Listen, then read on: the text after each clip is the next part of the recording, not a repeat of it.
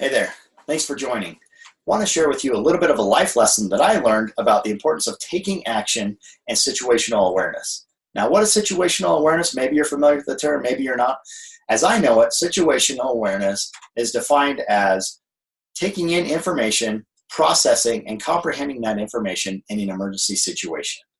And I want to share with you a little bit of a life lesson that I learned that actually, quite frankly, changed my life when I found myself in the middle of a situation that I, quite frankly, did not belong in. Now, one day I was minding my own business working in an office building. I was on the first floor. We saw the local police department stroll through the parking lot of this corporate office building. And you know what? It wasn't too uncommon. I didn't think anything really of it other than just noticing it was a police officer driving through the parking lot of a corporate building. And so, maybe I kind of played it off in my mind of, we work with a lot of software developers in this building. Maybe the cops are looking for someone that's pirated a few things or something like that, running some license plates, who knows. But about 30 minutes goes by after I'm in this meeting, and I go around to this area to where there are some desks. I put some things down, and I hear a couple of coworkers talking, and one says to the other, "Hey, a police officer just asked me to clear the bathrooms with him in this lobby in our building." Now, in this building, we had open doors from east side to the west side. You could go right through the building if you ever needed to or wanted to. Now, as he cleared the bathrooms with the officer, of course, the officer didn't find anything. And he didn't think anything other than thinking it was kind of bizarre that someone was being searched for. Well, it turns out that just a little while earlier, the reason that police officer was searching the parking lot because there was a hit and run up the street at an intersection. Evidently, this car had crashed into a little van full of kindergartners, and luckily no one was injured. However, the person that was driving this car tried to do a hit and run, and their car was so jacked that it ended up doing a huge U-turn and ended up in this middle of this lot somehow. And so that's who the cops were looking for, is somebody that did a hit and run and was literally on the run. And so as I started to hear a little bit about the situation of the police officer looking for somebody and wanted to clear the bathrooms in this lobby that was kind of public access there, I thought, you know what, who knows, might as well take a look at the window. And as me and a few other people started to approach the window, all of a sudden there was somebody just booking it down the side of the building. And as they were booking it down the side of the building, they were running over bushes and through bushes and under trees and branches and things like that. It looked literally like they were running for their lives. Now, as they're running after you, just running for their life, we looked at each other and like, what is going on? Let's go check it out. Probably not the best thing to do. However, we did. And so at this moment, the person was on the east side of the building. And so we could see that they were curving around to the west side of the building, which is the image that you see right here. So we ran out the west doors, and at the same time, I looked back and I saw the officer giving chase to the suspect. Now, as the officer gave chase, he gave chase out the east side of the building. And so as we ran out the west doors, we all met kind of around the area out in this parking lot area that you see right here. Ultimately, the police officer came around, and we kind of met in between these cars that you see here in the image. And as we met the police officer, he's like, "Did you see him? Did you see him?" And we're like, "No, we didn't see anybody." And it was like the person just vanished. I mean, he was fast, but let's be honest, he wasn't that fast. This is a lot of ground, and he just disappeared. Just disappeared in thin air is what it seemed like. And so as we started looking around, the police officer and some coworkers actually went kind of to the far end of this picture, past the vehicles and things. And I thought to myself, well, if I'm running from the cops, I'm going to try and get up off the ground. So maybe there's a pickup truck in this parking lot that I could lay down in the back of the truck. It's kind of what went through my mind if I was going to hide. And so I circled back, and I'm kind of towards the bottom of this picture, closer to the screen here, as you might see. And I started looking around these different cars, and there was actually a couple of Dover pickup trucks parked here at the time. And I'm looking around, and all of a sudden, as I get to about the middle of this frame right here, not far away from that white F-150 that you see sitting there, I was closer to that red SUV right there, and all of a sudden I see this guy out of the corner of my eye down laying underneath that F-150. And I thought, oh boy, what am I doing here? I don't even know why this guy is running. I don't know if he's got a weapon, a gun, or a knife. I don't know if he's in trouble with the law or why he's in trouble with the law, because there's cops running around. I don't know what I'm going to do. And so I kind of panicked on the inside for a split second. So I thought, what should I do? Well, I thought back to a movie clip, to be honest with you, of Gone in 60 Seconds when they're going and stealing cars. And one of the cars that the guy walks up to is actually a car that he shouldn't be stealing because they know that the car's going to be stolen. And so he instantly grabs his phone and starts talking and asking, oh, do they have the baby right now? This is the wrong car. What am I doing? I'm so excited about this baby coming. So what did I do? I did almost the exact same thing. I pulled out my phone and I said, what? Hello? What's going on? Hey, how are you? And I started talking really, really loud. And I went around to the front of this SUV so that I couldn't see eye contact with the guy laying down underneath the F-150 because I don't even know why he is there and I don't know if he has a weapon. Meanwhile, the police officer is probably another good 20, 30, maybe 40 yards away from me beyond this red SUV looking for the suspect here, thinking that he's off in the weeds there in these fields. Now, as I'm doing that, I'm trying to talk really, really loud to get the police officer's attention, to at least bring some backup because I'm the closest person to this guy that's running, and who knows why he's running. And so as I start bringing attention to it, I kind of start doing the happy dance, trying to get the police officer's attention as this guy starts to shimmy out underneath the F-150 and getting ready to run the other way. And as he does, the officer just starts screaming at the guy because he finally makes eye contact with him and sees him laying there under the F-150 from his vantage point. And the police officer says, "Get on the ground, get on the ground." And so what did I do? I don't know what happened because this is not me. But I started yelling at the guy as well. Get on the ground, get on the ground. And I just snapped and I went into police protection mode and I wanted to help out. And so this guy started running down the sidewalk closest to the building in front of these cars right here.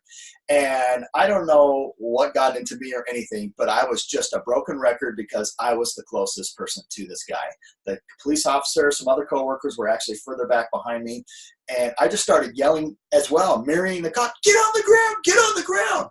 And so I started actually giving chase to this guy. And as I'm giving chase to this guy, he's really, really confused because the police officer is all done up in his uniform and I'm just wearing jeans and a button up. And so I come up through and I start to give chase to this guy and he's super confused. And I'm running and he's running, but he's really confused. So he starts to slow down because he doesn't know who I am or why I'm chasing him as well. And as we give chase, and I'm just this broken record, and I get up front and I actually just make contact with him because I had too much momentum going and I'm just this broken record. Get on the ground, get on the ground. And as I'm yelling, get on the ground, he starts to slow down and he finally starts to get down and he turns to me and he says, "Are you a cop?" And I wanted to tell him, "I'm your worst nightmare." But instead, I was like, you know what? I don't know if this guy has a weapon or anything like that. So I've got to out-yell this guy until the cop can get here and give me some backup. And so I'm just this broken record yelling at this guy to get on the ground, get on the ground, get on the ground. And he obeys my commands. At the time I'm just yelling this, I'm thinking in my head, what do I say? Citizens arrest? Stop? Don't move? Like, what do I do? And so I just keep yelling at this guy as he gets down on the ground. And the cop comes over and ultimately radios in after he cuffs this guy. And that's me on the far left right here, kind of doing a little bit of a satisfactory stance of like, that just happened. And I couldn't believe it myself. And when I turned around right here, there was about 20 coworkers who had gathered around the doors and windows wondering who on earth was screaming. And as I turned around and started talking with them, people started funneling out of the building. And they came out and they started saying, "I saw the entire thing from the second floor." And that's actually where these pictures came from because they heard all the commotion. There was actually a sheriff that came baja through the field there in his SUV as well to get there pretty quickly. And the whole thing probably went down in just 2 or 3 minutes at the most, or less. It just happened in a flash. And instantly, I found myself in the middle of a situation that I quite frankly didn't belong. I don't have any police training or anything like that, but I wanted to be loud enough to make sure that this guy thought that I did and could possibly be a threat to him of making sure that the police were able to apprehend him for why he was running, which I still didn't even know why he was running. I didn't know that he had crashed into that car full of kids or anything like that. I didn't know that he was hiding or anything. I just snapped and wanted to take action because it felt like the right thing to do at that split second. Now, as I did this, the police officer ultimately came over and he gave me a high five and actually asked for my contact info and stuff like that. I hope he didn't see any of my parking tickets. No, I'm just kidding. But it was just a surreal experience throughout the whole entire thing. And the thing just happened, like I said, at a moment's notice. Just in a flash, it happened. Now, as I got to thinking about this, I went and talked with our security of the building, and that's how I got some of these surveillance photos. And as I did, some things that I wasn't aware of at the time, because I was so in the moment and I was so focused on what was going on trying to catch this guy that I wasn't aware of my surroundings. And that's why I bring situational awareness into this. And that's why I think that it's important for us to take action. Sometimes we find ourselves in situations where we don't know why this is happening, what's going on, how we caught ourselves in the middle of all this. But the point is, you have to take action. Whether you made these choices or someone else did, you've got to take action and make sure that you're being taken care of in the way that you need to do so. Now, that can come in the form of several different things. It could come in the form of protecting your family, of course, or yourself, your friends, your loved ones, a stranger. But it also could come in the form of your role, your job in your organization that you have. Sometimes you get a new boss that you may or may not like as much as the last one. Sometimes you might be tasked with some things that you need to do that you weren't real excited about doing, but they fall on your responsibility, and you just quite frankly need to take action because that's what's happening. Now, as I've talked to other people in law enforcement and things like that, some things that I've learned about this experience, one of those is that as this whole thing was going down, I actually did not even see this gal on the far right-hand side of the picture. This whole entire thing went down in front of her. And I can't imagine what she must have been thinking. But as I'm yelling for him to get down on the ground, I like that she took cover by stepping off the curb. You see that? She stepped off the curb as I'm telling this guy to get down on the ground. Now, I didn't even know. She didn't even exist when this whole entire situation rolled out. She didn't exist in my mind. And as I've talked with people in law enforcement, they said, oh, you know why? It's because you had tunnel vision. So, well, what do you mean? I said, well, they teach you in the police academy that you can't have tunnel vision. You can't be so focused on your target because you could actually be taken out by some other person that's hiding and waiting and things like that. And that's where situational awareness comes from. You need to be focused on your target, but you also need to be focused on your surroundings as well to protect yourself. Now, think about that in a sales situation, for example. As you go in and approach your customers, a lot of times what your customers ask isn't really what they're asking, but in an effort to make sure we sound like we know what we're talking about, we'll automatically assume that with the conversation, the question they ask, we'll just start rambling off answers, whether we know the depth or the breadth of their question and where it's coming from.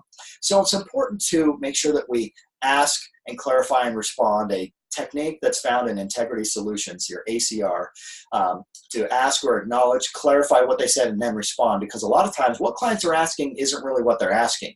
And so if you can clarify and respond, you're going to be able to find out more information.